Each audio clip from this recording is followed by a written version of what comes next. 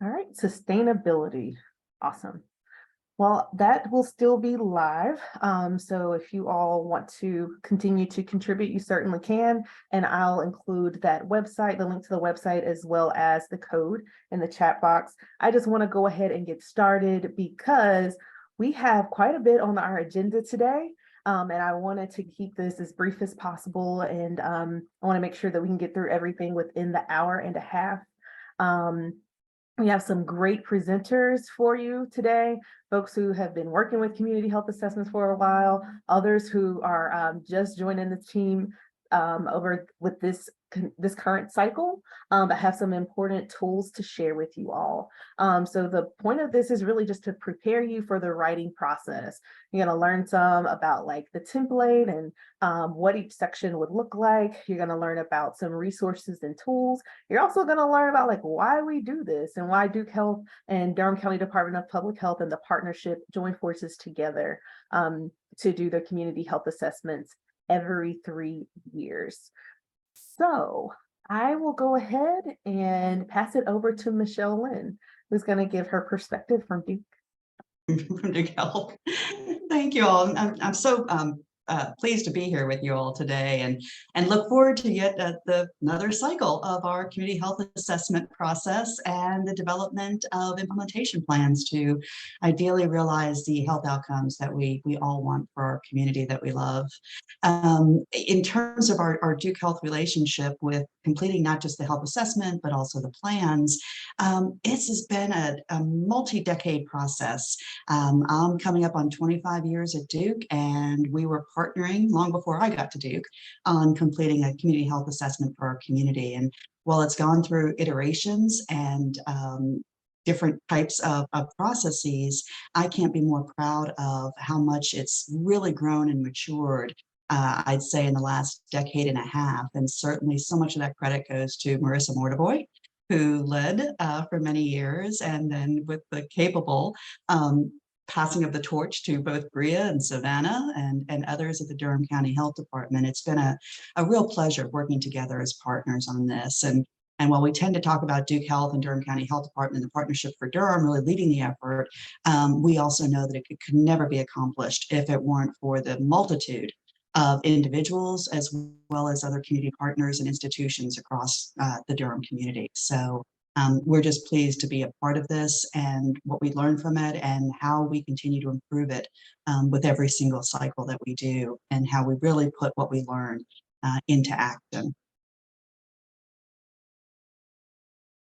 Marissa, I think I'm going to turn it over to you for Durham County and the partnership. All right, thanks, Michelle. And for those of you who may not know me, I'm Marissa Mortiboy. I'm the Population Health Division Director here at the Durham County Department of Public Health. And like Michelle said, we've been partners for many years on this health assessment. I actually led the process all the way through for 2017 and 2020 reports. And then I came in the tail end of the 2014 report. So I'm very happy to not only turn it over to Bria, but we now have a community health assessment team within the health department. So before I was doing it mainly on my own, working with our epidemiologist on the survey, but Savannah Carrico, John Paul Zitta, and also Bria are working throughout this process. So I just want to share, just bring some more context that about the community health assessment. And yes, this is required. We have to do it for local health department accreditation. The North Carolina Department of Public Health requires it. So that's one of the reasons why we do it. But I just want to share that the way that we do it in Durham is unique because we have so many partners who are involved in this, in the writing, also collecting the data and all aspects of it. And so going door to door, doing the Comunidad Latina sample, and those type of things, they're not required, but we choose to do that because we really want to center community and we want to collect and share data that's useful to the community and our partners too. And so this isn't just about checking a box. And, you know, if you talk to me about the community health assessment, I'm really passionate about this because I see it as a tool to improve community health outcomes. And so step one of that is knowing what the data looks like for our community, what health outcomes look like, where there are inequities, and this process helps us to do that. And then we build the action plans, the community health improvement plans to address that. And so And then things that we've been working on that we've been making changes over time. We always try to do something new. We try to improve on it each process, each report too. And so including historical information and the impact of racism and the role of racism in health outcomes. So expanding on that throughout the years. And within the health department, use this as a reference point for the work that we do with our partners. It helps guide us and also helps monitor our progress. And how are we doing as a community is what we're doing working? Do we need to adjust that and give us that perspective? And also for the partnership, the community health assessment is the backbone of the work, because this is how we choose to focus. We ask the community, what are the top health priorities? Form committees around that, the community health improvement plans, and then measure our progress. And so that's just a little about the community health assessment, why it's important, why we do it, and just the overall larger picture. So I am going to turn it over to Bria. Oh, one thing I forgot to note, I just want to thank all of you for being part of this. We know it's additional thing on top of what you already have to do. So thank you for volunteering to do this and contributing to it. And so I think because of the way that we do the community health assessment in Durham County, that it's stronger, and it really does. You were a leader across the state for what we do. And I think Bria's probably going to mention it a little later. Our community health assessments are award winning, and we don't just do it for the awards, but I think the process and the depth that we go into, I think that's evident. And I think you'll learn more about that throughout the rest of the training. So thank you again. Thank you, Michelle and Marissa, for providing that context. And it's always nice whenever I can share the screen with someone else who covers pieces that I don't have to necessarily go over, but also who have that real life experience, because this is my first community health assessment. Let's see here. Great. Okay, are you all able to see my screen? And only the, okay. Yes. Perfect. Thank you so much. So my name is Bria Miller. I didn't even go over this. I am the Partnership for a Healthy Durham coordinator at Durham County Department of Public Health. And I lead this portion of the community health assessment process, which is the process of writing. This is a robust document that we put together as a team. And I really appreciate this unique writing process that we do have here in Durham, because it allows us to have some really diverse perspectives. And, it's one thing for one person to go in and to write about an area that they've been working in, but whenever we can add people from different sectors to contribute to that, we get a more holistic view of not only that health issue, but also of who we are here in Durham and what health looks like in our own communities.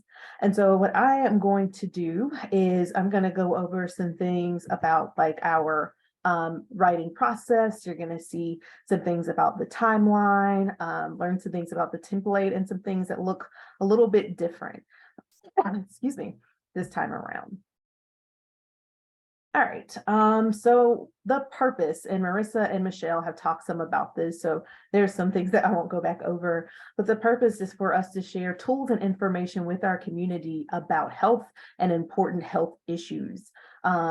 As you all know, health is expansive, and there are so many different topics that we could cover. We don't cover them all, but we do cover quite a few.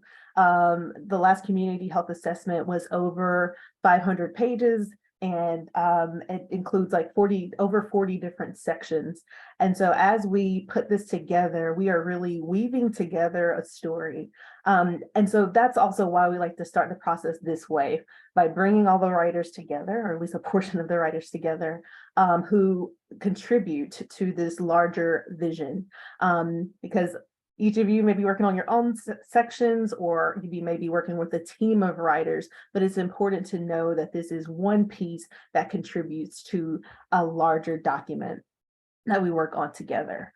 As Marissa described earlier, this is an award-winning process and community health assessment, and she's led this before. We did win the award for excellence in 2017, as well as in 2020. So we've got some big shoes to fill, no pressure at all for us, but we would sure like to win that award excuse me, a third time. Another thing that's really important in this is making sure that we're using recent health data.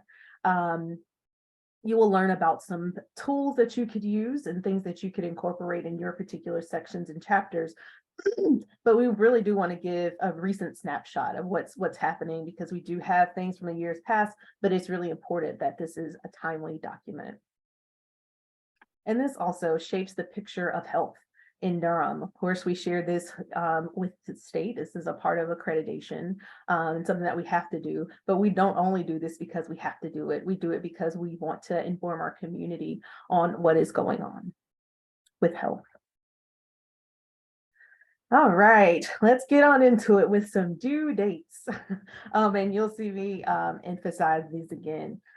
So as you go throughout the writing process, you are going to be given some tools, and this is hopefully not the only time that we're going to see each other throughout this process. So we're going to have some sessions where you can come and ask some questions and hopefully get some answers. And if you don't get answers that day, I will take those and you will get them later on. We'll also have opportunities for huddles so that you can come together either as teams or individually, just to make sure that we're on the same page and that you are on track to meet the deadlines that are provided. And so these due dates here have to do with the first drafts that you all will submit for your chapters. And so you see September the 15th is the first due date for chapter 3, and then so on through November 3rd.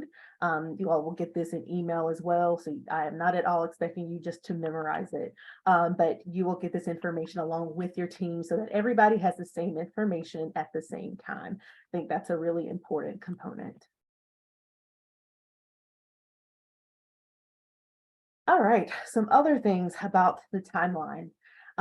So aside from like those individual sections that will be due and the particular things that you write, because it's like, what happens then? So after everything is together and the final revisions are submitted by Friday, December the 29th, we'll start compiling all of this information together. So everyone who submitted things from different sections, we'll put together in one big document, and then Michelle Lynn gets to have a lot of fun along with Durham County Department of Public Health leadership, because then they begin a separate editing process throughout this.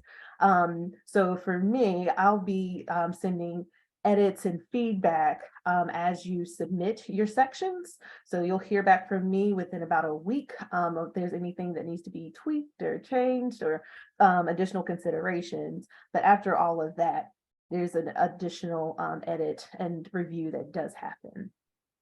And then after everything has been edited from that point, we submit it to the state on March 4th, which is a Monday.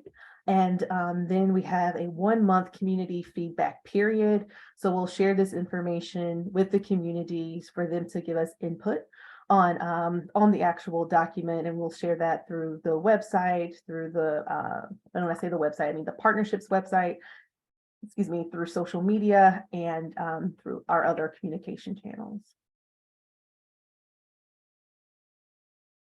All right, a little bit about writing team expectations.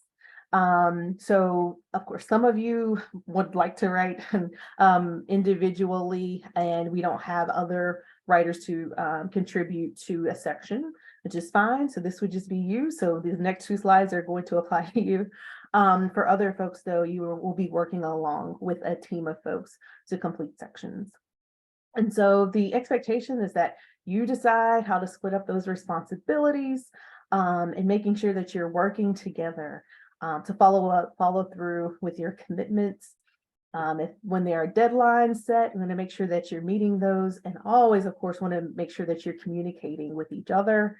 You can also communicate with me, and we'll get into that a little bit later. All right, team lead expectations. So for those groups that are on the writing teams within their sections, You want to be sure that you're identifying a date and a time for your first meeting, because that one's important. That's whenever you're deciding who will be responsible for what pieces and what your internal deadlines are going to be. You want to make sure that you're using the correct formatting, and I'm providing you with a template, and you'll see kind of what that looks like today, but you want to be sure that the information is in that particular format. And you want to make sure that the section is submitted by the deadline. You'll also be the primary point of contact. So if there are questions about the section or an or a deadline is coming up, I will be contacting that lead person. All right, writing guide. So this is the point when I would be showing you the full writing guide. Unfortunately, I had some technical difficulties and I do not have the document that I spent quite a bit of time editing to make sure was up to date, but I'll be working on that and I will get it to you all next week and I'll send that to you and your team. So I do apologize that that is not available right now.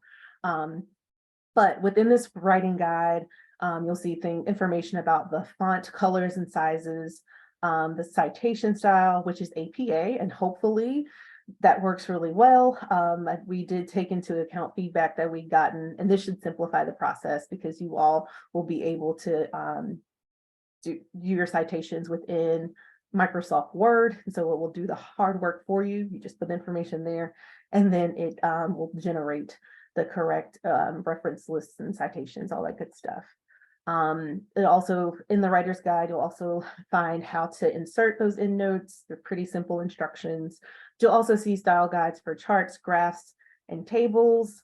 And just remember that like those charts and graphs and tables should be able to stand alone. You will see this again in the guide, but I just wanted to highlight it. So you want to include that this is about Durham County. I know, this is the Durham County Health Assessment, but if someone were to just look at that chart or graph, we want them to know that just by looking at that individually. We also want to know if it's a rate, if this is something that's happening like per 100,000, or is this like more of a percentage or a raw number? So we want to make sure we're including that. You'll also find what specific information is needed in each section. And so right now I'm actually going to stop sharing my screen and I'm going to show you an example of a section.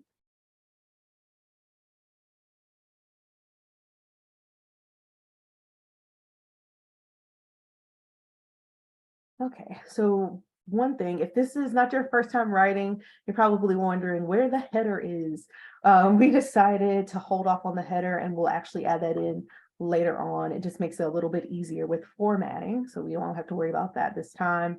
You see the blue and the green just to keep up with our colors. You see a bit of Duke there and a bit of Durham County Department of Public Health in the colors that are on the screen. But you also see some guidance here with the font style as well as the size. And so depending on where you are there. So for the overview, the primary data, these are the same font sizes, but for the subheading, you'll see a smaller size. Also here, you see information about the font size for like the meat of the section. So this is going to be where you actually include the information. Good old fashioned Times New Roman 12 font. And we want to make sure that that is in black. Then we would have like the section for primary data. If there's some additional information, you have this for the subheading, then some secondary data, and then interpretations, which are disparities, gaps, emerging issues, and etc. Then we have the recommended strategies. So it's not just what does this look like, but what should we do to improve in this particular area. And then we want to highlight some current initiatives and activities. And here you can see the end note, and this is an example of a reference. All right, and this is all information that you all will have. Share my screen again. Actually, give me just one moment. Okay.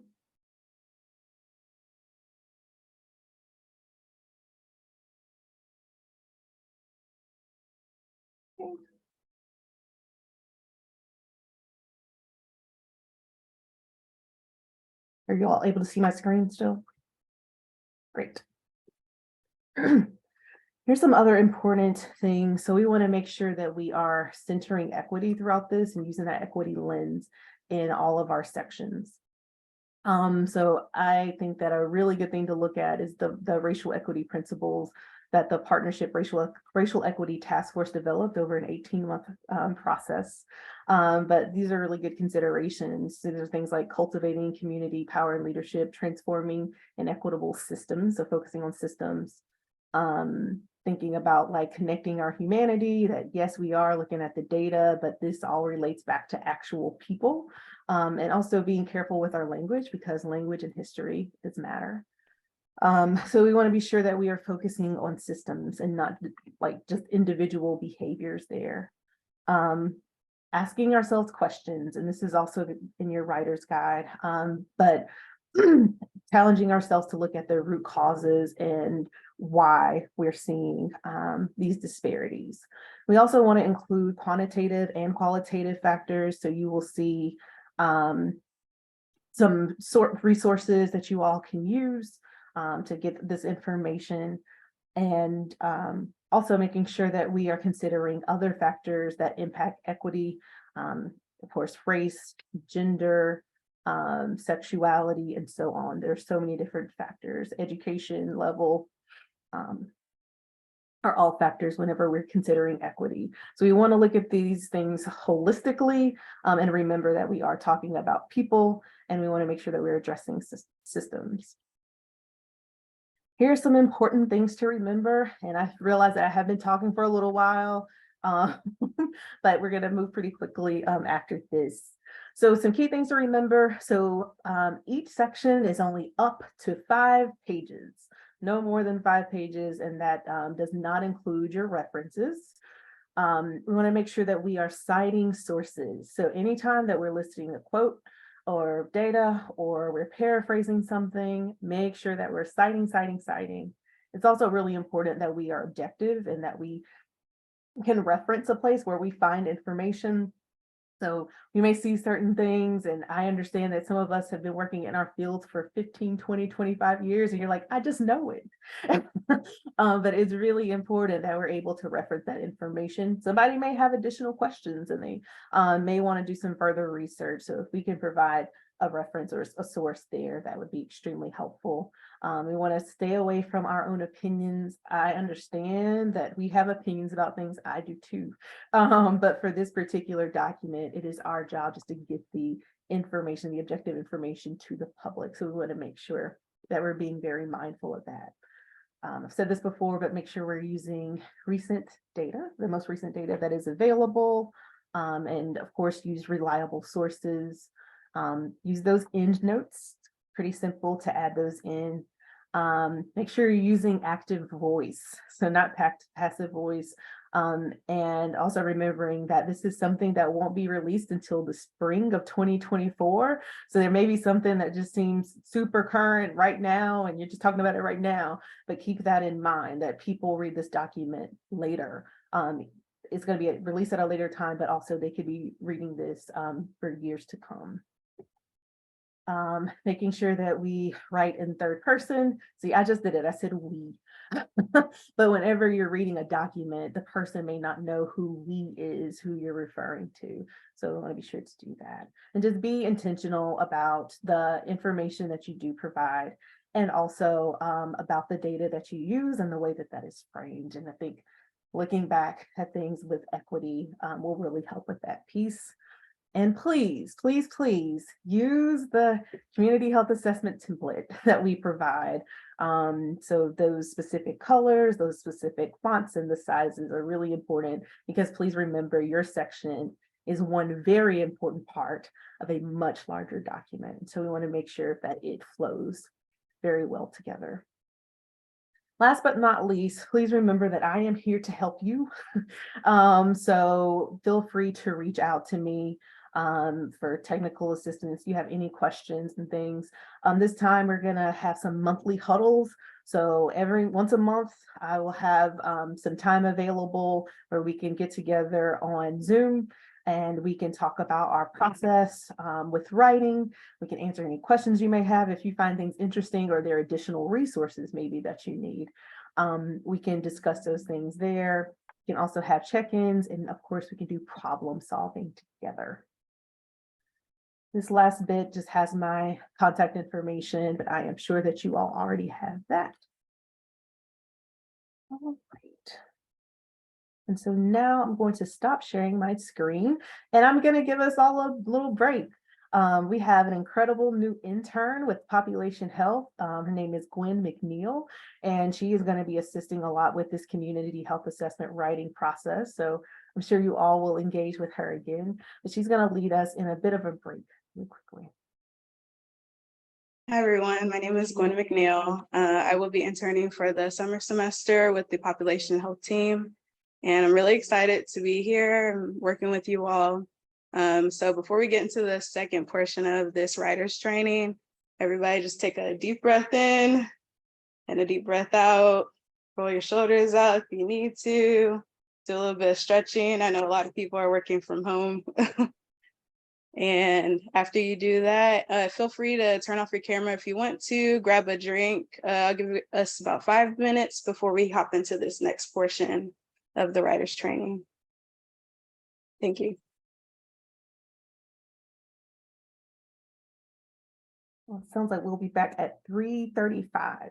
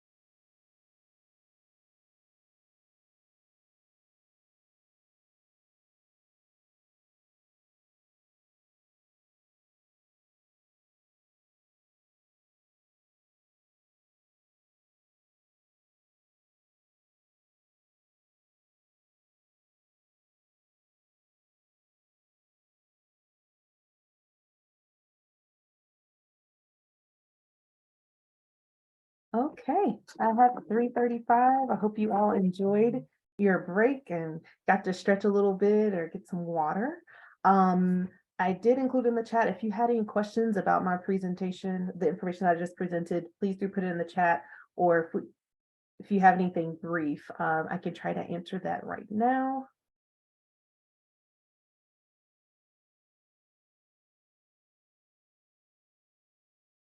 Okay, not hearing anything. So I guess I will hand it over to Durham County Department of Public Health epidemiologist, Savannah Carrico.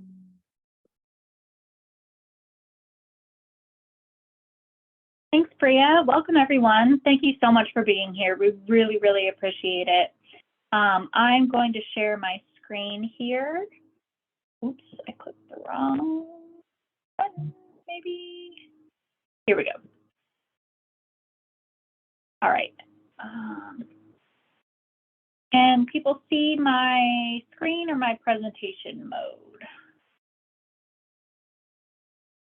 So we actually just see like your Zoom screen.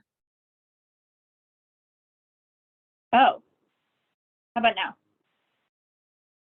No, it's still the same. Yeah, Do you want to stop share and then reshare? Stop sharing. And just switch to sharing my window. Let me try one more time. Okay. Window. All right, how about now? Very good. Okay, great. All right, and I can't see the chat, so if people could just hold their questions until the end, that would be great. I'd be more than happy to address them. So I'm here to talk to you about the data that we've collected for the community health assessment. So many of you are familiar with me. My name is Savannah Carrico. I am the public health epidemiologist with the Population Health Division at Durham County Department of Public Health. So I'm very excited to be here and talk to you about the great work we've been doing this past year. So I just want to give a little bit of background for the surveys that we collected. As you know, we do 2 surveys for our community health assessment. We do one for the countywide survey, and anyone is eligible to take that survey as long as they are 18 years or older and live in Durham County. We also conduct the survey specific to the Hispanic or Latino population, which we have now called the Comunidad Latina survey. This was completed just a few months ago between February, March, and the beginning of April. We did complete the countywide survey back in the fall of 2022 between September and November. So I just want to make a note that we did use 2 different methodologies for these surveys, and I would just like you guys to keep that in mind when you're writing your section. So for the countywide survey back in 2022, it was volunteer-based.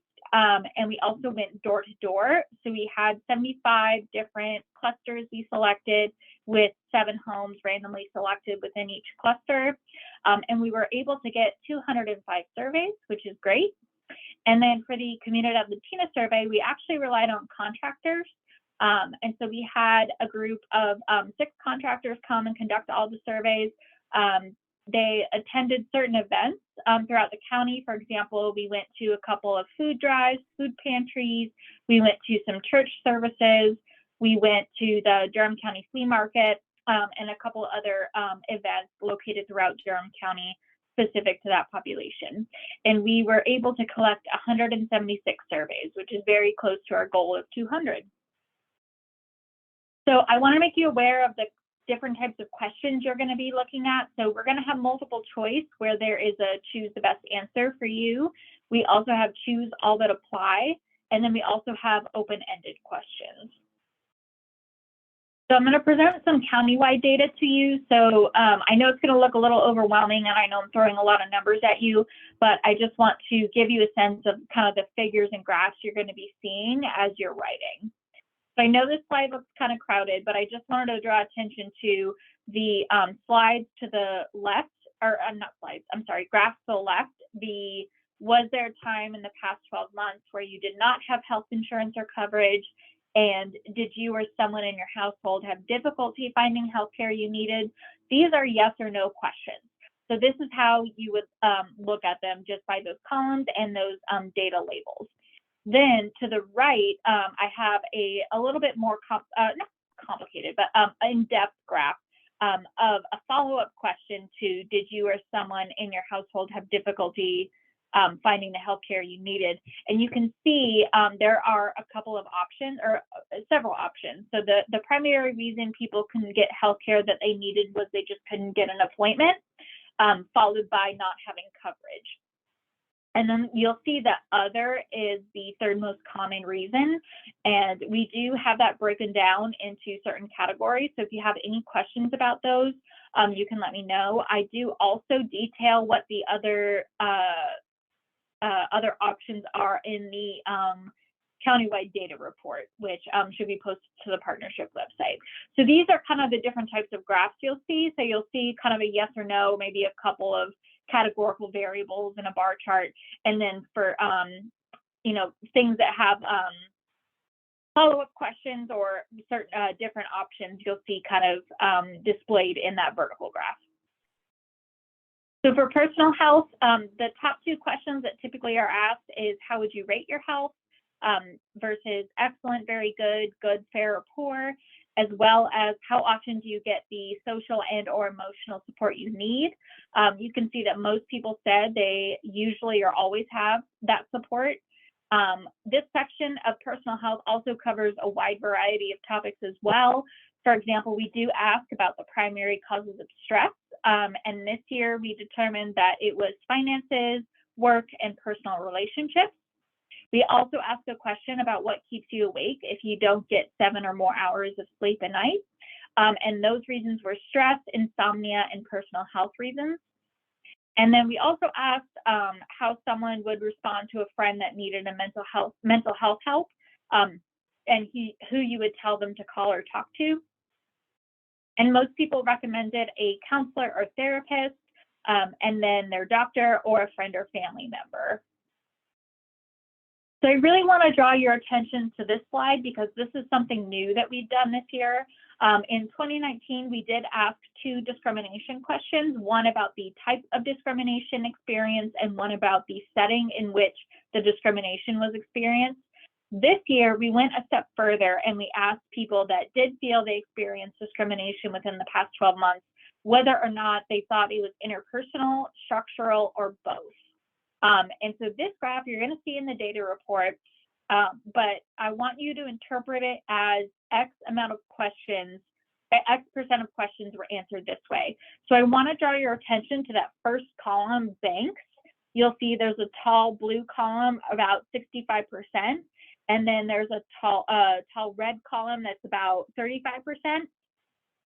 So what I want you to notice is that, so what this graph is saying is that about 65% of people that experience discrimination at a bank, it was structural, versus, you know, about 35, 40% of the people, 35% of the people that experienced discrimination at a bank felt that it was both structural and interpersonal.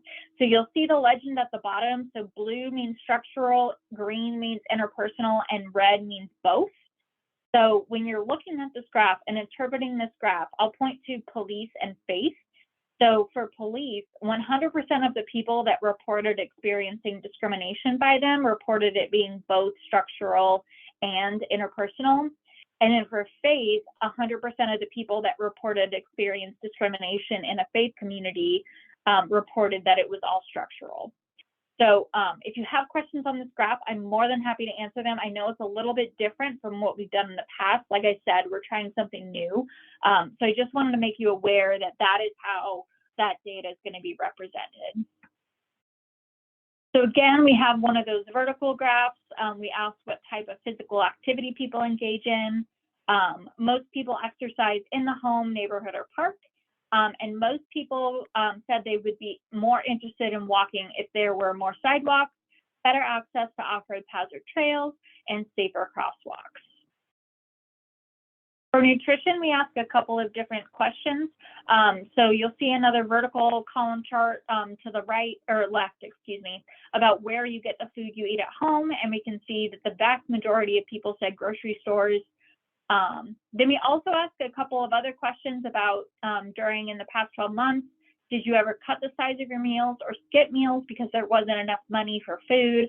You can see the vast majority of people said no, which is great to hear. But we did also see some people say that yes, they did experience that. We also asked a question about people whether or not or why they do not eat healthy all the time. And the most common reason was it takes too much time to prepare healthy foods, they cost too much, and they don't want to or like to cook healthy foods. We also asked a question about how long it takes you to get to the grocery store one way, and it was usually less than 11 minutes for the majority of respondents. And then people also reported, the majority reported not drinking a sugary beverage in the past 7 days. So that's definitely an improvement. Tobacco, we only asked 3 questions. We asked if you smoke cigarettes, e-cigarettes, or were exposed to secondhand smoke. So you can see the vast majority of people here said they do not smoke cigarettes and they do not smoke e-cigarettes. Most people reported actually not being exposed to secondhand smoke, but those that did said it was at a family or friend's house, their workplace, or sidewalks next to government buildings. Really quickly, I'll go over household. You'll see to the left, there's a bar chart. So this is something that I really want you to pay attention to. Because of our sample size, we could not disaggregate data by race and ethnicity for most questions. However, in this situation, we were able to. So please take this into account when you're writing your sections. So you can see that white people are 3 times as likely to own their home as opposed to Black people, whereas Black or African American people are more likely to rent their home compared to white people and people of other races. We also added a new question about what difficulties have you faced finding housing, and the majority of people said they did not have difficulty, which is great to hear. But the most common reason that people could not find, or that people had difficulty finding housing, was they couldn't find an affordable place, which is not surprising given that that is our #1 key health priority.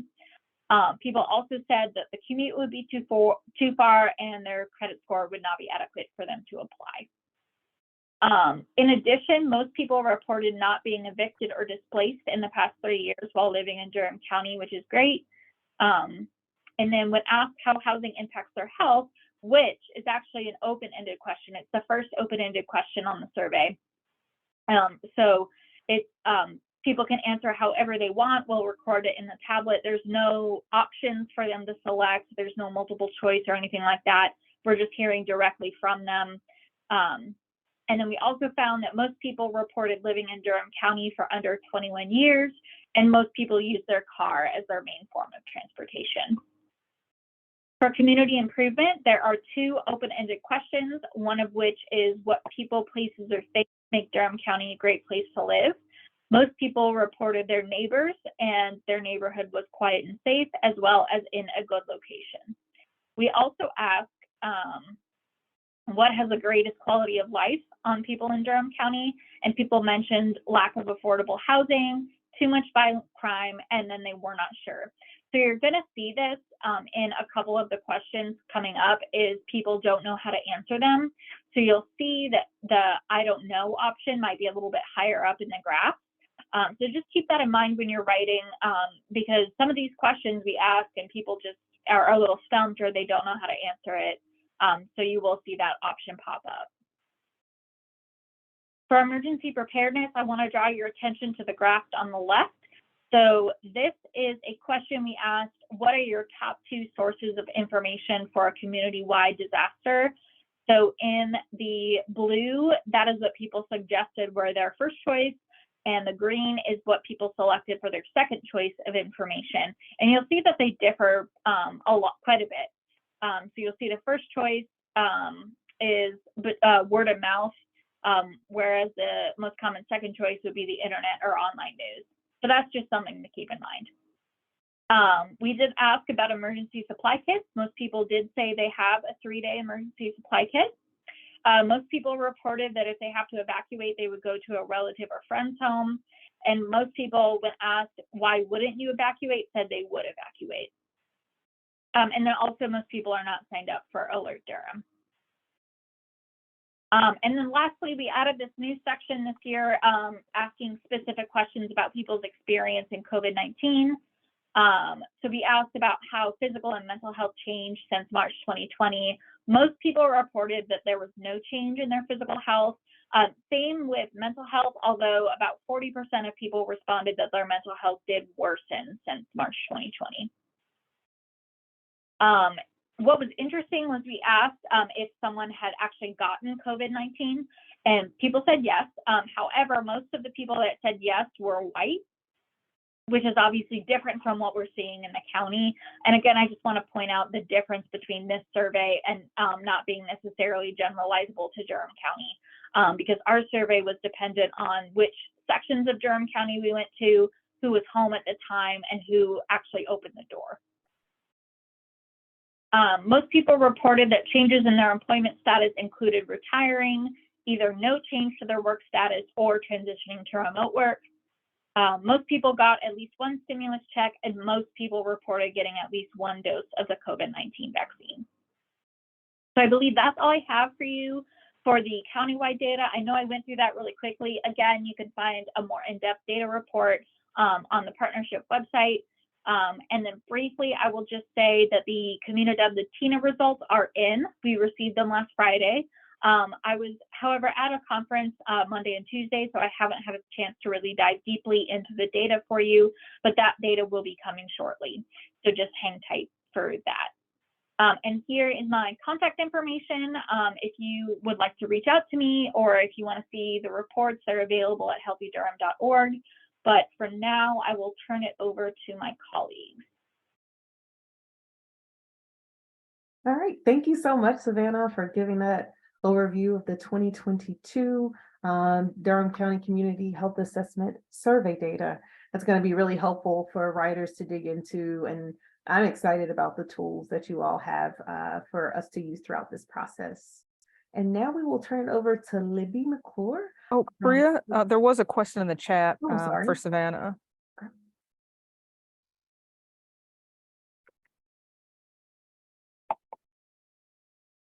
See, this is from John Talmadge. It says, how should the range lines be interpreted in the rightmost graph?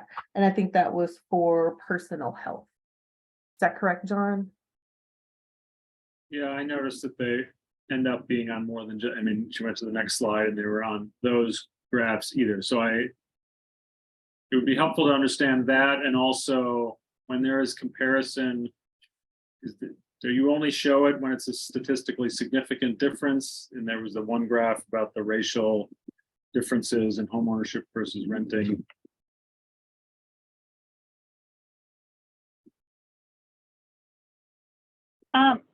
Yeah, so just so I understand, for the range lines, are you referring to the error bars?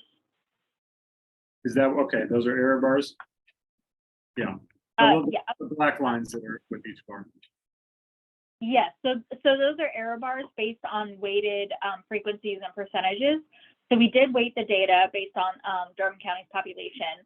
The error bars, so the way they're set up right now is if they do not overlap, they are statistically significant. If they do overlap, they are not statistically significant. So that's kind of a general rule if you guys want to follow along for that, just to keep that in mind. For the homeownership, I'm sorry, could you repeat your question for that graph?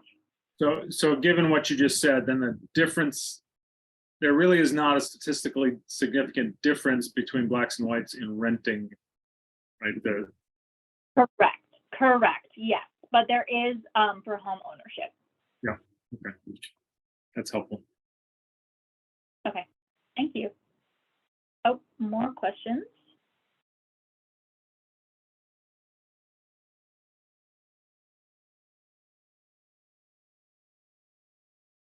Oh, for not all graphs have data. I can certainly add data labels for you to calculate the percentage of people that did respond to that certain option. So I'm happy to do that. For the sample size, so the sample size changed based on who answered the question. So for example, our total sample size was 205, and we mostly got people answering every question based on that. However, for questions like discrimination, only 109 people said they experienced discrimination. So it's really up to who answered the question. I hope that helps.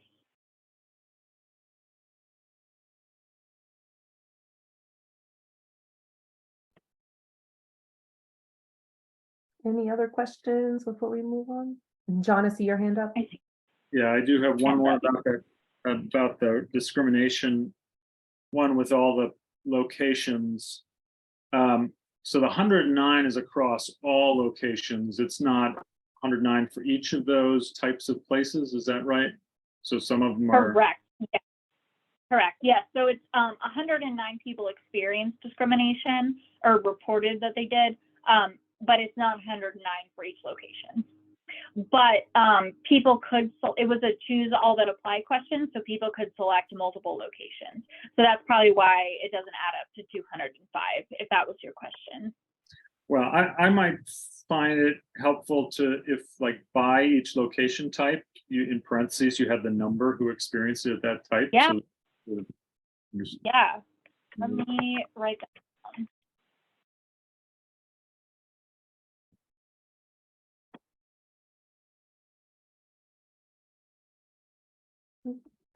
And Don, did you have a question? Okay, just saw you off mute, so I wanted to make sure that I was not ignoring you. And if we have additional questions for Savannah, if we could put them in the chat box, please. The questions are important. We want to make sure we get the answers. Just want to make sure that we get through all of our content today. All right, so next up we have Libby McClure from DataWorks. So I'm excited to see the information you have to share with us today, Libby. Thanks, Bria, and thanks everybody for being here. I'm really honored to get to be a part of this work. Okay, so y'all should be seeing my slides now. Is that true? Yes. Okay. Yes. Cool. And yeah, exciting to see some of these results from Savannah. I haven't seen any of the data outputs yet, so exciting to see it. But as Bria mentioned, I'm with DataWorks NC. I'm the health data analyst there. And I'm going to just do sort of a dive into our main data tool, which is the Durham Neighborhood Compass. And it's a resource for contextual data as you're writing these portions of the community health assessment. But I also am happy to be a resource to reach out to me if you have questions about contextual data to support what you're writing from the Compass or other sources that we might know about. So DataWorks is a Durham-based nonprofit, and this is our mission on the screen. The mission is to democratize data to facilitate an empowered, productive, and equitable community. And we do this by prioritizing Durham's communities of color, low income, and historical disinvestment.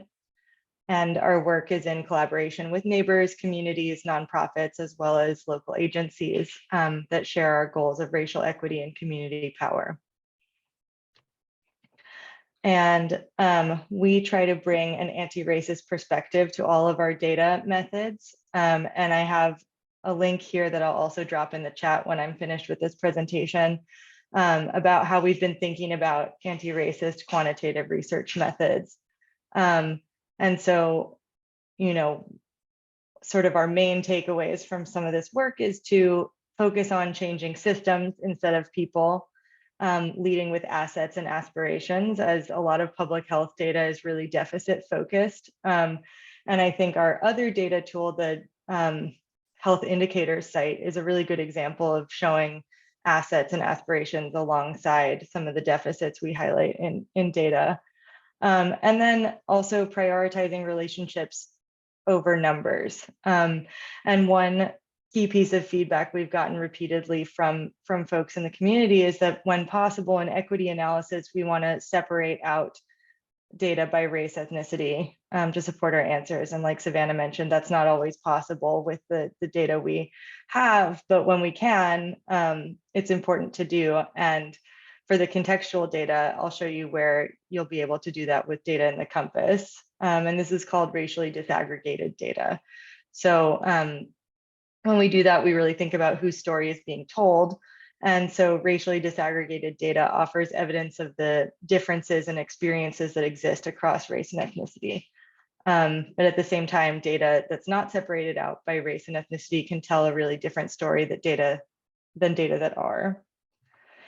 And so this is just one example for Durham County of how aggregated data mask is really different realities for people. So this is median household income in Durham County from 2010 to 2019. And in the middle, that orange line is the median household income for all households in Durham County. And when you look at the higher and lower lines, which represent specific racial and ethnic groups in our community, it becomes really clear why the median overall doesn't represent everybody's experience very well. And so, for example, people who identify as Black or African American are represented in the green line. That's pretty consistently at the bottom of the chart, while people who identify as white are represented in pink, consistently at the top of the chart. Black identifying households have over time had incomes just over half that of white identifying households. And in 2019 alone, the Black median household income was $44,000 compared to $81,000 for white households in Durham County.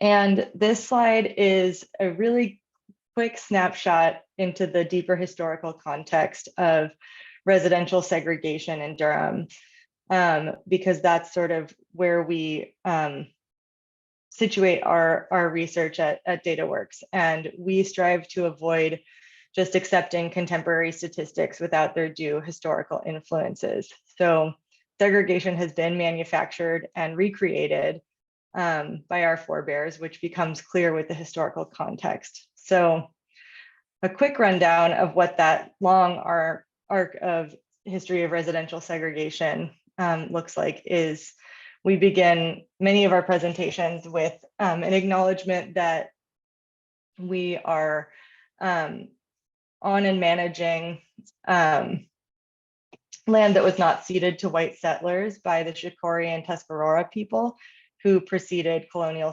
settlement. And this image in the top left is the best geographic representation of that presence that we have right now.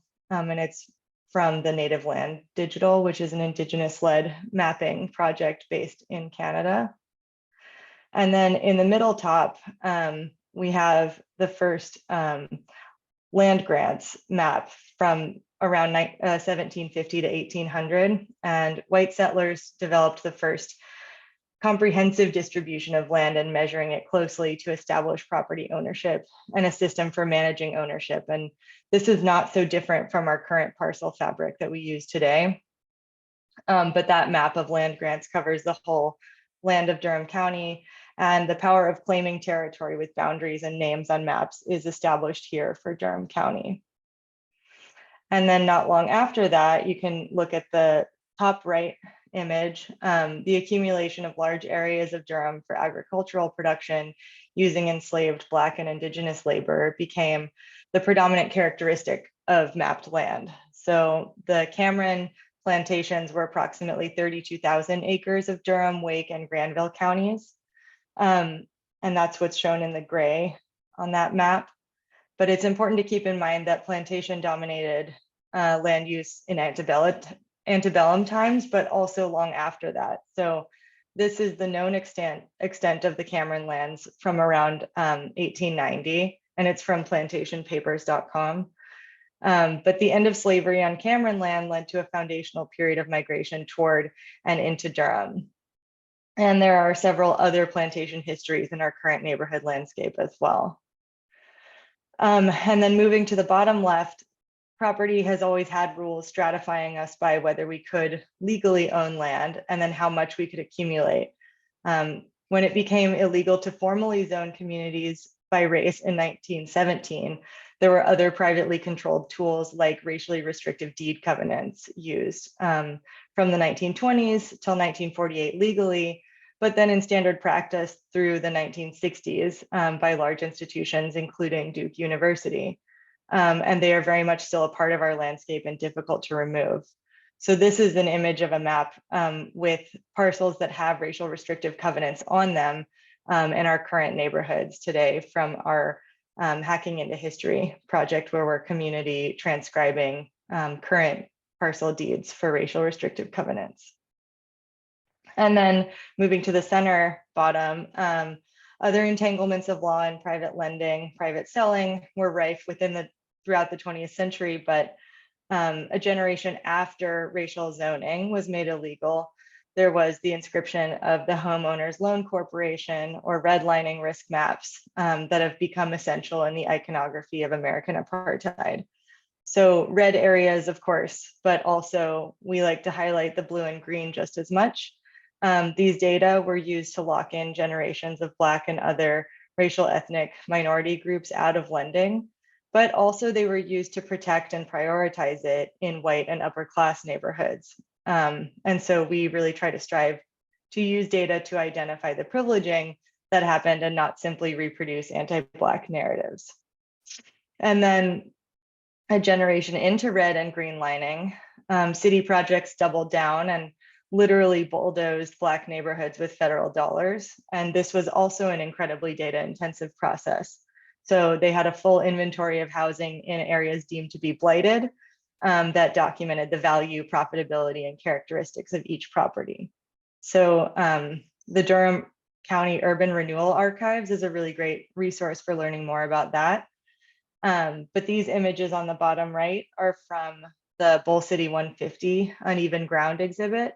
And the image on the right is from 1972, when the work of dismantling Hayti was nearing completion for the construction of Highway 147. So that's where much of the data in the compass picks up. It's 1970. And this is an image from the compass of that same area where Highway 147 was constructed. And it reflects the changes in the Black population over subsequent decades. So today, this part of town is home to an estimated 2,045 Black residents, which is a 65% decrease since 1970.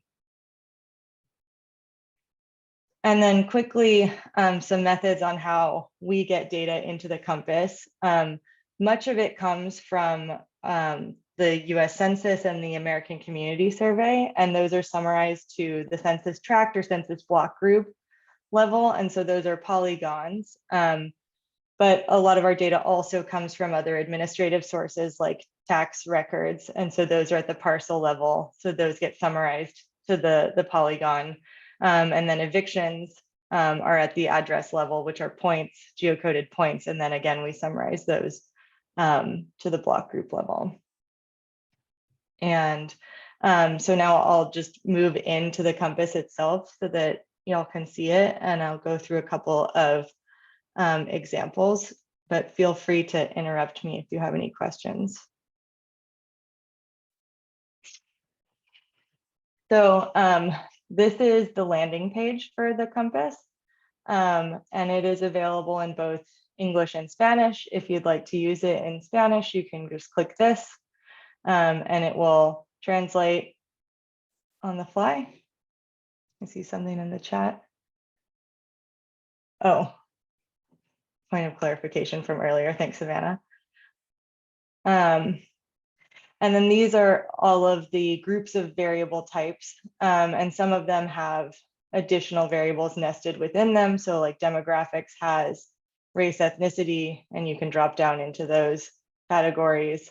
We have economy, education, environment, health, and infrastructure. Some of these, it's like, oh, you could throw that into the environment, or you could throw it into a housing category. And so if you are looking for something specific like evictions, you can type it into that search bar and it will populate it there for you. So once you've selected a variable, this map of the whole county will come up. And typically it's shown at the block group level. And here we have the legend for the data distribution showing the highest numbers in the darkest color and the lowest numbers in the lightest. And then this shows you the distribution of block groups in each of those binned categories. This shows a trend line for the county overall of the eviction rates from the beginning of the point where we have data. We also have some metadata down here about why this particular variable is important, where the data comes from and how our methods for summarizing it, as well as some additional resources related to the metric you're looking at.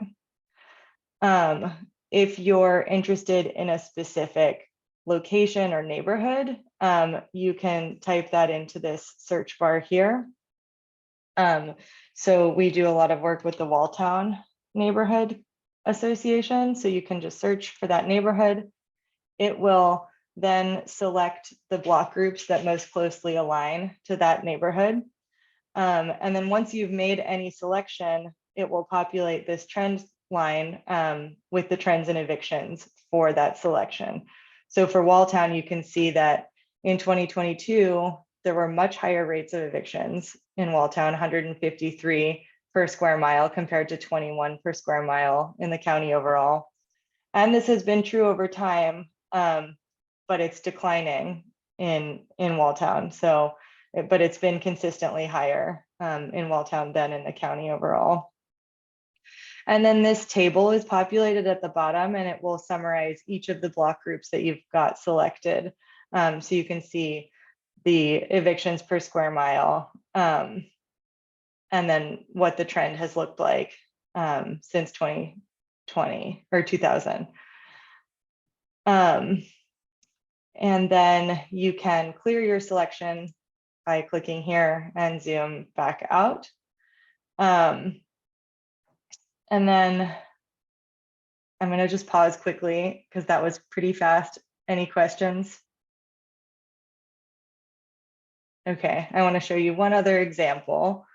So say you want to look at the intersection of two variables. We don't currently have the ability to show two variables at once on the map here because it gets pretty complicated and difficult to interpret, and we definitely don't want to be showing anything misleading. But say you want to look at the intersection of, I'll use an example from Savannah's presentation, race and homeownership in Durham. So we can look at the percent of people identifying as Black or African American. And again, remember this populates with showing you the darkest colors being the highest numbers and the lightest colors being the lowest. You can select from this legend or from the data distribution chart. So you just click on that. And now your selected area is all of those block groups that are in that highest proportion identifying as Black. And you can look at the individual block groups and see, okay, in block group 2, up north, almost into Bragtown, the Black population is going up, but in block group, 14 down near South Point, the Black population is declining. So, but you can see over time that those areas that have the highest proportions identifying as Black have had higher proportions than the county overall over time. Then it'll maintain your selection as you go to a different variable. So we have renter occupied housing. Here we go, ownership. Oh, that's out of state ownership. Okay, so we'll look at renter occupied housing. So remember, our selection is the block groups with the largest Black population. And we can see that the renter occupied housing is about 62% of those block groups compared to 46% in the county overall. And it's been higher in those historically predominantly Black block groups over time as well. And if we wanted to, we could clear the selection, compare that to the white population, select the predominantly white block groups, and look at renter occupied housing. And you can see there's substantially lower proportion renting in the predominantly white block groups compared to the county, and that's been true over time. And I think that's all I want to show you, unless there's like other specific questions. And again, I'm happy to be a resource throughout this work to use the Compass or any of our other data tools. And I'll go ahead and drop those resource links in the chat while we move on. Thank you, Lily. That was great. And every time I hear you talk, I learn something. It's an amazing tool, and I certainly use it in my work. And so I hope other writers here will use it as well. Now I'm going to pass it to John Paul Zitta, our data scientist with Durham County Department of Public Health. I'm really excited about this tool he's going to share with you. We hope it makes things a bit easier for you in this process with writing, because we have a community health assessment data dashboard. I want to tell you all these highlights, but I won't steal your thunder, John Paul.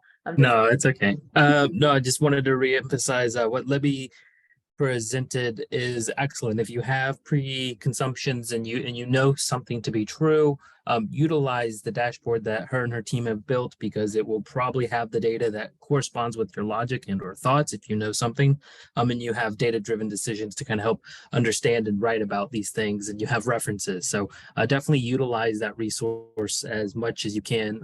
It's one of the best resources we have in the city and the county, and I'm glad that it's continually updated. So just wanted to make sure that everyone was well aware that that is a very, very good resource. So quickly, we'll go through the trend data dashboard. I will make sure that you guys can see this. Oh, this is the wrong one.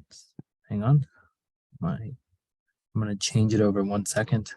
I'm having issue sharing where I can see. I'm going to just share my screen. We're going to go from here.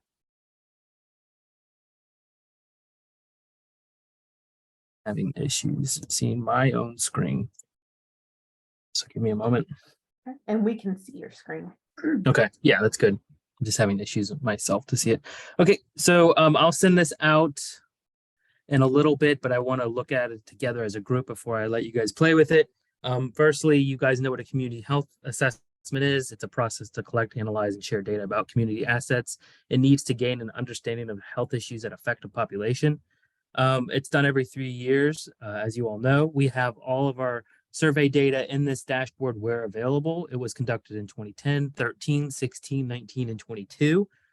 So the purpose of this dashboard is to share data collected from a countywide sample over the 12-year period to make it easy for members of the Durham community to access the information and answer questions related to health outcomes. So what things that you can think about are: what trends does this data show between 2010 and 2022? Which populations are most affected or least impacted? What inequalities exist? What inequalities have gotten worse or possibly better? As you review the data, you will notice inequities by race, ethnicity, gender, and other factors. These differences exist due to barriers such as systemic racism, access to quality education, housing, and laws that prevent people and communities from using opportunities and or resources to reach their full potential. So if you want to look at additional CHA and survey data, obviously go to healthydurham.org. It's a very, very good resource. So how you can utilize this dashboard, like I said, I'll send it out. You can click on each of these sections and it will take you to the section data. You have access to care. How you can tell what question, you can look at each of these charts. I'll show you in a moment how to extract the charts. You are more than welcome to extract these charts and then use them in your data sets and your writing and your questions if you're looking at things over certain time frames. As you can see in certain questions where it's a binary question in terms of a year and a no yes answer, or no unknown yes, it is broken down by gender. You have male and female. We had to suppress other genders as the data constituted in every question less than 5%. So due to potential identification, we had to suppress that information. You can see that the header for each of these questions is really very outspoken, bold, and large font. So you can really just copy and use this in your writing, as they're all traditionally written and used in a sense that they are there's continuity through our charts. So they're all broken down that way. You can see on this bottom axis, you have 2013, 16, 19, and 2022. In certain instances, we did not have 2010 data, so that was excluded for completion. To change your question selection, you can see that I had this blue box. This is the selection for each question, and it changes over. So you go here and you can tell, okay, I am looking at during the past 12 months, was there any time you did not have any health coverage, insurance or coverage? And then this is, do you have any difficulty finding healthcare you needed? So also we have the top 3 responses in this: difficult accessing healthcare. To view the data, select one of the options below. You can click on cost and it will pull up a single chart for cost. You hit the go back button and it will take you back to this section. The same exact process occurs for accessing healthcare and not having no insurance, then didn't take insurance. And the same goes for here. Top 3 responses: difficulty making or finding an appointment for the dentist, the primary care provider, or the eye doctor. This is the exact same process for all of our questions. We'll go through most of the sections, but I just wanted to show you it's very agile and its adjustments. If you want to look at specific things, you can select no, and it will dampen all of the other elements in the figure. If you want to see all of the figures in the exact same way, if you want to look at only 2013, it will highlight. If you want to see only no within 2013, it will also highlight. There is an issue, a current bug that I am unable to fix because it is a Microsoft issue, but I will show you real quickly. If you hover over the chart, it will copy an image as image with caption. You can copy the image. It will prepare your copy. It may take a moment, but we're going to do the whole process so you can see. Copy to clipboard, and you can put the image in here. So the issue with this is it's slightly pixelated, which is unfortunate. But what I do like about this is if you can control click, it will take you to the dashboard, which is pretty powerful. You can delete out this text. But as you can see at the end, it's did not have any health insurance or ellipses. So I unfortunately cannot endorse this as this minute. It's also rather pixelated, and I do not want us to utilize pixelated images. So until I can get that situated with Microsoft, I submitted a ticket for the Power BI team. They have not pushed the May update. I don't think it would be put in place by then. Hopefully maybe the June or July, if it is accessed and understood. I've had pretty decent responses and coordination with Microsoft in the past, especially the Power BI team. So hopefully they can get that in. But if you're looking to take these charts, you can hit the Windows key, which looks very similar to this symbol in the bottom left. As you're holding that, you click, select you hit Shift and S. So it is in coordination. You hold Windows key, then hold Shift and S all at the same time. Then you can just go ahead and drag and draw a box rectangle around your charts. It will take a screen no pixelation chart, and it will save it to your pictures folder. And then you can submit it into your Word documents. If it is the last image that you had, you can hit Control V and it will put it in there. So like a Control C is copy, Control V is paste, Control Z is cut, copy. So if you just took that screen cap like I just did, all I did when I came to my Word document was hit Control V, and now your image that you just snipped is now in your document. So it may save a little bit of time if you plan on selecting that information. So you can select by year and you can see all of those things. If you select by this year, it highlights the 2016. This is not the best, most dynamic in terms of our data fulfillments, but we can look at that as well. If you also want to look at race, you can look at Black or African-American individuals throughout the years for the no, yes throughout the years. And it will highlight and dampen the other race and ethnicity races in this particular section.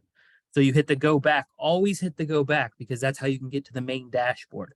The next is the community improvement. So you have the disease and condition questions. And underneath here on our bottom axis, you see diabetes. What is the major disease condition in Durham County? Diabetes. In this exact same question, the answer is cancer. Then it's obesity and mental health.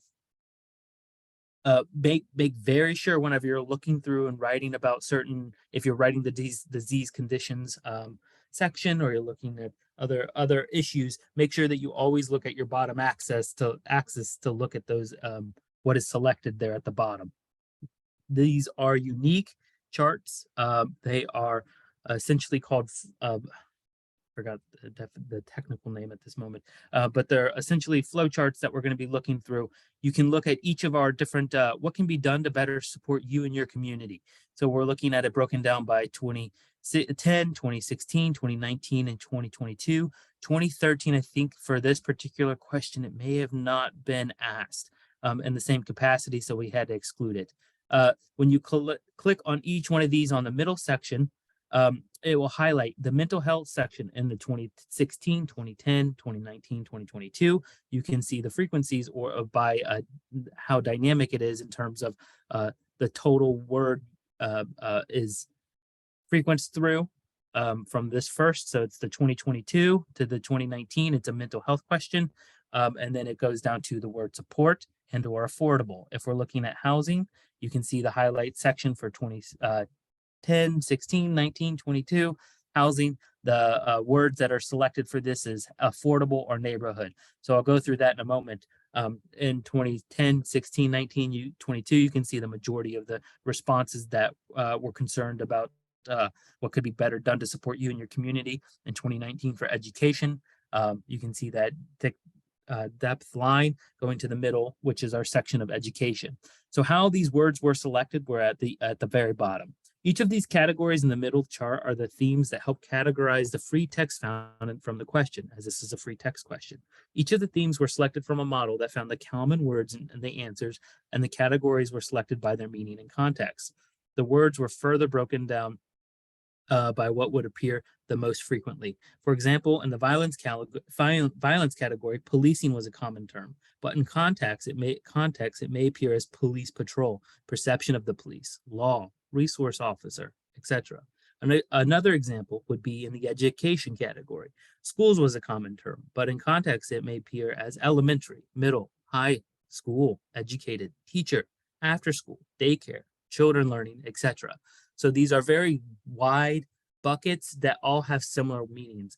The free text fields that we had in our survey throughout the years, maybe depending on how the individual asked the question or the individual answered the question, it could have impacted the way that they responded. So we had to make these very broad buckets whenever we were making these assumptions in their language. So we did our best to try to keep it in these very tight-knit but broad categories. So mental health, housing, education, transportation, and violence.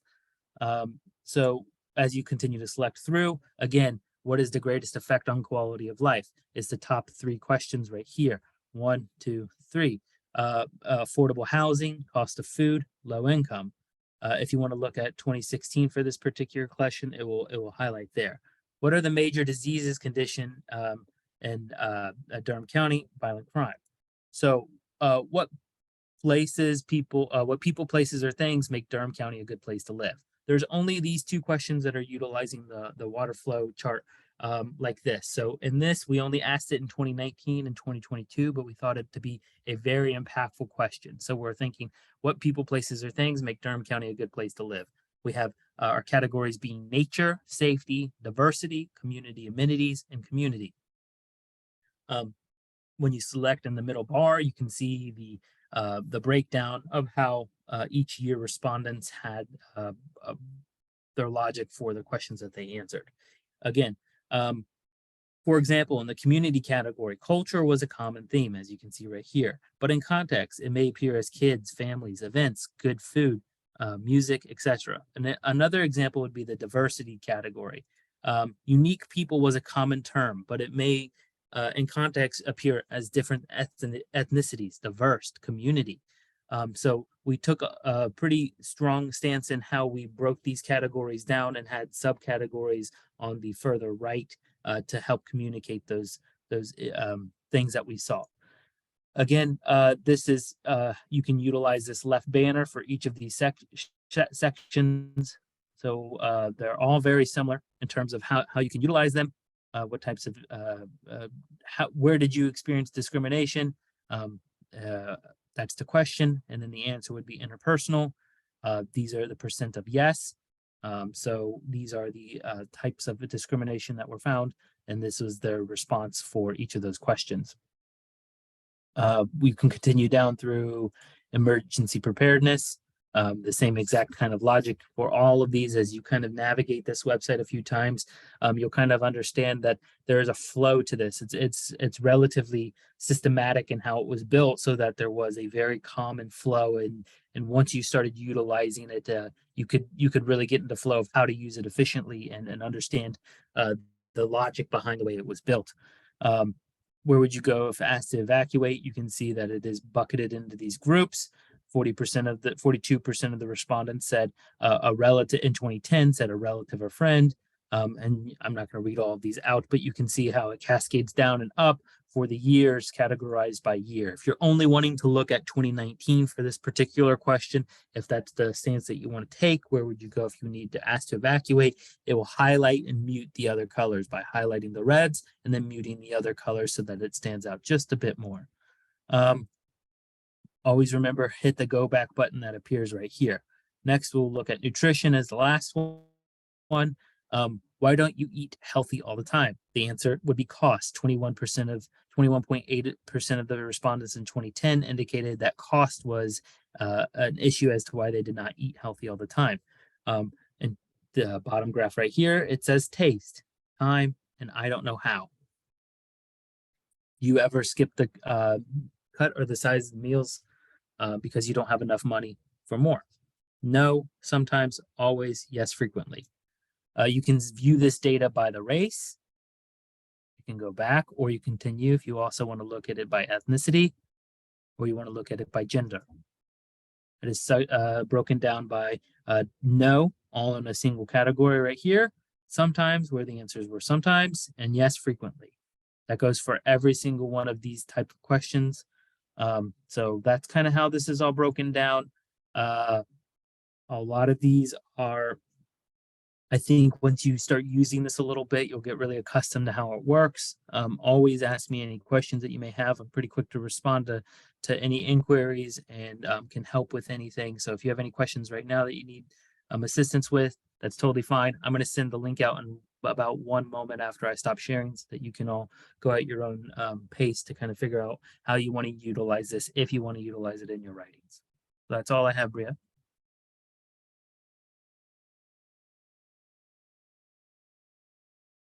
Excellent. Thank you so much, JP, for sharing that and for building that dashboard. I think that's going to be incredibly helpful to everyone. I'm excited to jump in and to continue to play with it. Also, in the future, excuse me, we will also have a dashboard with the Comunidad Latina data. So that's an exciting thing that is to come.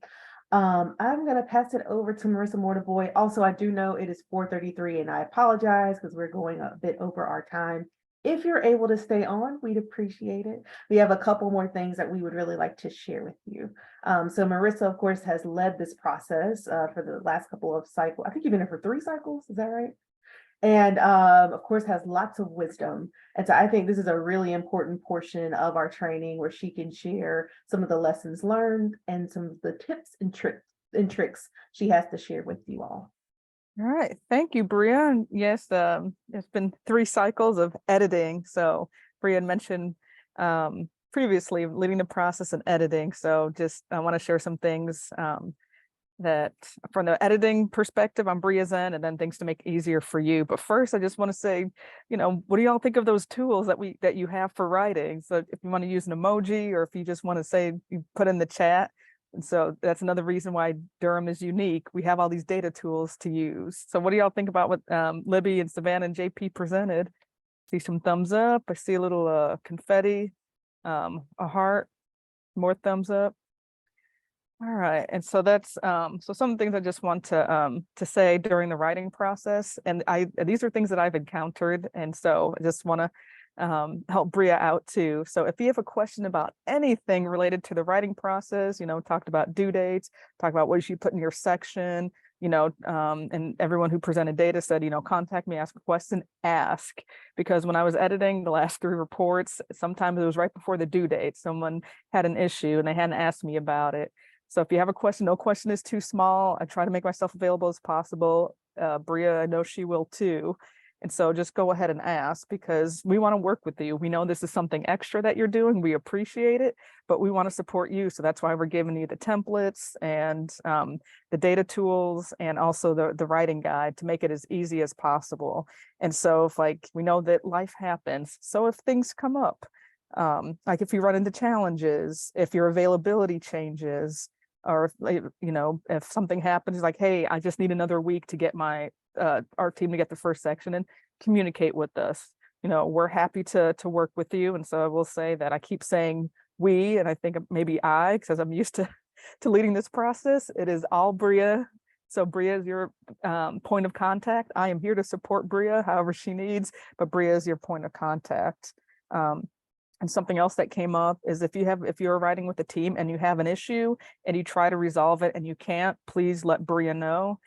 Bria is a neutral person, and that happened last time too, is that, people told me that, oh, well, I ended up just writing the whole thing on my own, even though I had 2 other people that were supposed to help me. It's like, I didn't know that. That is not what we want.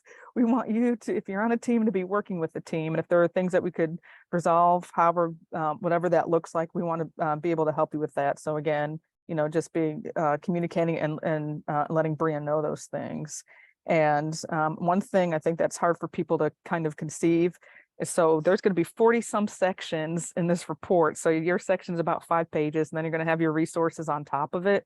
So a lot of things that I got, well, why do we have to use this template? I'm just going to send this to you, however I write it. And so Bria, I will tell you, Bria will send it right back and say, please use the templates, because it's like writing a 5-page paper, like some of you may not have done since college, or may not do very often, but it's like writing all those papers are going to be combined into one large document. Last time it was over 500 pages. I think we're trying to streamline it, make it a little shorter. I don't know if that's going to happen. We'll have to see. But our goal is to make it a little smaller each time. And so following the template is going to make that easier for you and for Bria too. And so, because you were thinking about your section is 5 pages, so the sections within those chapters, you saw those rolling deadlines. So I can't remember which chapter 3. Let's say there's 6 sections. They're all due on the same day. So if Bria's getting 6 sections, she has to review all of those and turn them around. And so if you haven't used the template or the formatting, and that's more extra time for her. So you also think of it this way: being kind to Bria. So, all right, I'm going to do this. I'm going to follow, this writer's guide. So be kind to Bria, and because just going through the process, it's worthwhile, but like trying to compile everything is takes a lot of time too. And so I just want to share that as well. And then I know we mentioned focusing on data. So this isn't really just to talk about the issue in general. If you want to, like if you're writing, let's say on heart disease, then you could point people to the American Heart Association, but it's really to talk about the data, what's happening in Durham County, and all those sections that Bria laid out. And so with 40 some sections, different papers, part of the editing process is to make it all sound like one voice. And that is another challenge too. So everyone has a different writing style, and always try to honor that, but also make this sound like it's one cohesive document. And so things that we ask is that you use active voice, because people tend to write in passive, like, well, this happened, instead of saying, like Durham County Department of Public Health, started this program. And people also like to write really long sentences with commas and semicolons that are 4 and 5 lines long. And that will be edited. So if you short declarative sentences with period, if you start using a lot of commas or semicolons, that's probably time to start a new sentence too. And people also tend to write in first person, which I know Bria covered, but just as a reminder that the reader's not going to know who we or I is. So using third person, instead of me saying like, we as the health department, just saying Durham County Department of Public Health. And just the last thing, one of the last things is just, taking advantage of these data sources you have, incredible data sources other counties do not have. You're incredible people who are accessible to you. So just reaching out to them Don't want to speak for them, but I've said that no question is too small. I think the same thing goes for data. And I know I get excited when people ask me questions about things related to my work. I'm guessing that they do too. So please reach out to them. I think their contact information is in the chat. Bria will probably send it out as well. And just want to say again that we appreciate you volunteering and your contributions to this report. And it's 10 months away, but when this thing is all put together, it's really exciting. And so it's hard to conceptualize that as you're working on your section, and then you get your first draft, and then Bria sends her comments back, and then do the second draft, and having that final one done by the end of this year. And then you're not going to hear anything for a few months, and then it's going to be done. And so just feel like, you contributed a piece to this huge document, which, the information that makes it into the health assessment is deemed important because it's made into this report. This is also, a government document coming out of the health department in partnership with Duke Health too. But that's how it's viewed from the community and used by the community too, for elected officials, grant writing, other uses, and just to get, the pulse of what's happening in Durham around data too. So I'm going to leave it there because I know we are over time, and turn it back over to Bria. Thank you, Marissa. Those are super, super helpful. I am glad that we are recording this so we can go back to it later and reference those tips and tricks. And please do listen to her advice and use the templates and all of that good stuff. And use your writing guide. It's going to be really helpful for you. There are some things in there that are a bit different, like the APA format. The Oxford comma is back. I'm sorry to you guys who don't like it. I love the Oxford comma. I think it is needed in writing. It's coming back. Oh, I see a heart. Yay. And also, whenever we are listing references, this time we're going to use numbers instead of Roman numerals. So just a few pieces out there just to remind you, like, the importance of actually looking at the tools and resources that we provide. Also, we added an environmental justice, or adding an environmental justice chapter and a surviving COVID-19 chapter. So yeah, Marissa mentioned that we're trying to make things shorter. It is difficult because we have really important things happening around us, and things that we really care about deeply in our county. But thank you all for being here today, and thank you for agreeing to participate in this process. I am going to launch a few questions. If you have time and you want to, I'd love for you to take this poll. But if you don't, I understand if you need to hop off. You will be hearing from me within the next week with all of the resources that we shared today, as well as the writing guide. And we're also working on an additional tool for you to use that will make it easier for you to see what other data resources are out there that are specific to your topic areas. So we should have some really good stuff for you all. Hope to see you at some of those huddles that we're planning to have, just to make sure that we're all on the same page, and maybe we can have some specific information that we cover together during those times too. And if you have requests and you say, hey, this one thing that we talked about briefly was helpful, but I need to go back and need a refresher, let me know, because that is certainly something that we could include. All right, we've had several people to participate. Oh, I did not mean to include question 5. That was supposed to be deleted. But thanks to you guys who did participate with that. So let's see, let's share some results. Who was paying attention today? I get to play teacher. Isn't that fun?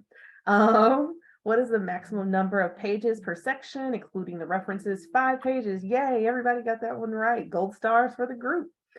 Second one, whenever you utilizing an equity lens, it requires us to focus on what? And that answer was systems and environmental factors. Awesome, y'all got that right. We reviewed where to find their specific data in today's training. True, yay, we saw that. And let's see, what format should the section drafts be submitted in? And that was the writing guide provided by Bria. Thanks. I'm so glad that nobody said the freestyle Word document or the Excel spreadsheets, because that could be kind of difficult. Anywho, I hope you guys enjoy the rest of your day, and I look forward to working with you in this process. Thank you, thank you, thank you again for agreeing to be writers and to highlight the health of Durham. See you soon.